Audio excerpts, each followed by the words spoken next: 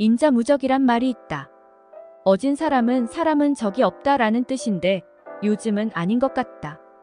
오히려 사람 좋고 만만해 보이면 바로 호구나 왕따의 대상이 된다. 참으로 안타까운 일이다. 아무리 험악한 세상이 되었다지만 어질고 착한 사람이 이용당하고 따돌림 당한다면 최후의 인간성을 상실한 무서운 사회가 돼버리는 것이다. 부디 국민의식이 변화하고 발전하여 어진 사람이 사랑받고 인정받는 인자 존경의 세상이 되기를 기대해본다. 힘내라고, 희망을 가지라고, 긍정적으로 생각하라고 그런 얘기 하지 않겠어.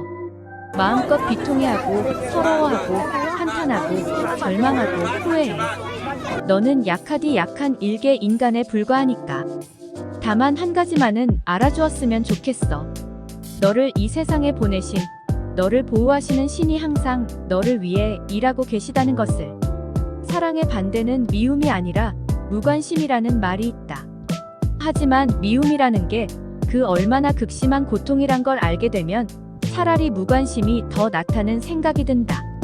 누구를 미워하거나 미움을 받게 되면 큰 스트레스를 받아 이성을 상실하고 몸과 마음이 피폐해지며 헛되게 에너지를 낭비하게 된다.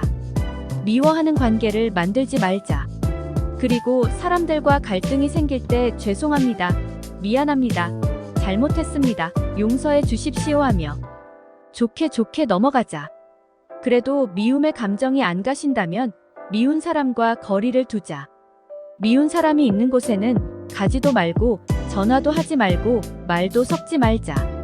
내가 미운 사람, 나를 미워하는 사람은 잊어버리자. 사랑하는 사람들과 지내기도 짧은 인생. 미운 사람과 억지로 맞춰 같이 지내는 것은 어리석은 시간 낭비요. 불행의 지름길임을 잊지 말자. 말의 힘은 엄청나다. 특히 칭찬은 사람의 기분을 완전히 바꿔놓거나 세뇌시켜버린다. 예쁘다, 멋있다, 참 잘하신다, 건강해 보인다 등의 일상적인 칭찬은 상당한 순기능을 발휘한다.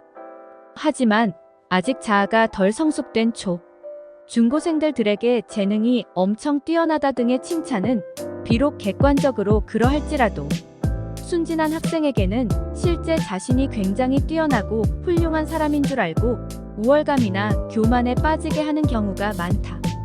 사람이 교만에 빠져 불행해지는 일이 세상에 얼마나 많은지 모른다. 성공이란 재능뿐 아니라 노력, 정신력, 인성, 사회성, 건강, 체력 등의 기타 요소가 큰 변수로 작용하기 때문이다. 충고도 조심해야 하지만 칭찬도 독이 될 수 있음을 알고 신중하게 해야 한다. 신라시대 김유신 장군이 젊은 시절 천관이라는 기생집에 자주 드나들었는데 이에 대해 김유신의 모친이 걱정하자 김유신은 다시는 그 기생집에 가지 않겠노라고 다짐하게 된다. 그런데 뒤에 김유신이 술에 취한 사이에 말이 무의식적으로 천관에 가자 김유신은 읍참 맛속의 심정으로 말의 목을 베었다고 한다. 하지만 이성적으로 생각해보면 말이 무슨 죄가 있다고 죽어야 하는가? 말은 그저 순진무구하게 평소 김유신이 하던 습성대로 기생집으로 갔던 것이다. 사람도 동물도 습관의 동물이다. 사람의 나쁜 습관 때문에 무고한 동물을 함부로 죽이는 행위는 동물의 생명권을 존중하지 않는 우를 범하는 것이라 하겠다. 이 세상 사람들은 누구나 저마다의 고통과 십자가를 지고 살아간다. 그 고통이 신체적이건 정신적인 건 아니면 물질이나 사랑과 대인관계에 의한 것이든 간에 사람은 자신의 고통이 세상에서 제일 큰 불행이라고 생각한다. 사람은 지극히 주관적이기 때문에 어느 누구에게도 특정인의 불행에 대해 위로나 조언을 할 자격은 없다. 하지만 자신의 불행을 바라보는 관점과 각도는 바꿀 수 있다. 즉 문제를 객관화시켜서 보면 나와 남의 불행과 고통의 무게는 그리 다르지 않다는 것이다. 오히려 큰 고통이나 불행일수록 이면에 큰 축복과 은혜가 들어있는 경우가 많다. 즉 작은 불행 속에 작은 축복이 있는 것이고 큰 불행 속에 큰 축복이 있는 것이다. 그대가 안고 있는 불행 때문에 당신은 그나마의 무난한 삶이 유지되는 것이고 당신이 진 크나 큰 십자가 덕분에 신의 은총이 찾아오는 것이다. 팔자가 아주 좋고 인생이 완벽하다고 느끼는 사람일수록 조심스럽게 생을 살아가야 한다. 십자가나 불행이 별로 없는 행복한 사람일수록 신이 질투하셔서 그에게 벌을 내릴 가능성이 크기 때문이다. 자신이 세상에서 가장 큰 고통과 불행을 안고 산다고 생각하는 그대여. 당신은 세상을 순리대로 아주 잘 살고 있는 것이다. 그대에게 신의 은총과 가호가 있기를 당해본 사람만이 안다. 지독한 왕따를 당하고 있다고? 그러면 의사를 찾기 전에 왕따를 당해본 사람을 찾아가라. 그에게서 왕따를 극복한 간증을 들으면 당신의 왕따 극복도 훨씬 쉬워질 것이다. 대인공포증을 갖고 있다고? 그러면 의사를 찾기 전에 대인공포증에 걸렸다가 극복한 사람을 찾아가라. 그의 얘기를 들으면 치료는 훨씬 수월해질 것이다. 희귀병을 앓고 있다고? 그러면 의사를 찾아가기 전에 그 희귀병을 앓았던 사람을 찾아가 조언을 들으라. 분명 희귀병 극복에 대한 노하우를 앓게 되고 당신은 그 병을 극복할 확률이 높다. 결혼을 못했거나 애인이 없다고? 그러면 같은 처지의 사람을 찾아가 얘기를 나눠보라. 당신의 고민은 현격히 줄어들 것이고 대책이나 지혜가 생길 것이다. 자고로 안 당해본 사람은 모른다라는 말이 있다. 의사나 주변 사람들은 당신의 처절한 심정을 모를 것이다.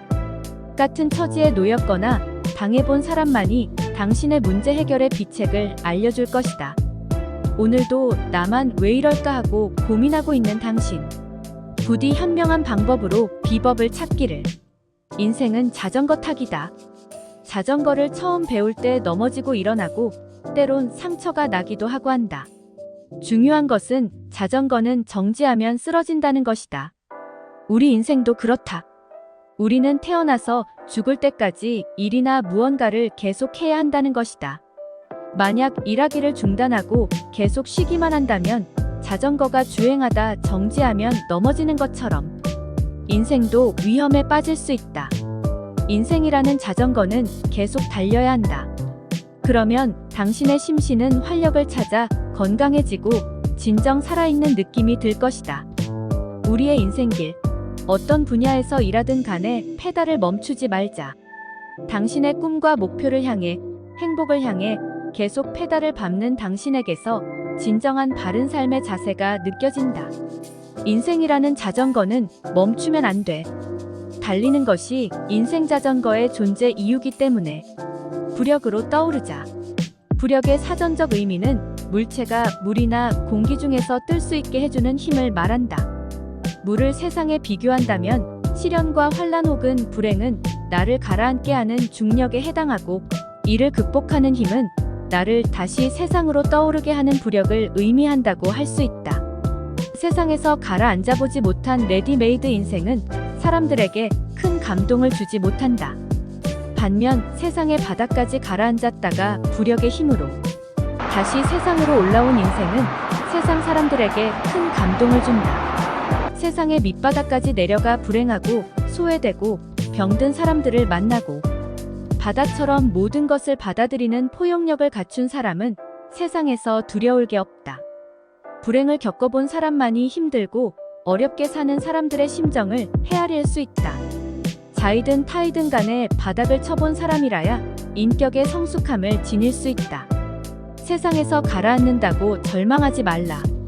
그것은 곧 당신을 더욱 크게 사용하려는 신의 뜻이고 분명 당신은 많은 것을 경험한 다음 부력으로 인해 다시 세상 위로 떠오를 것이기에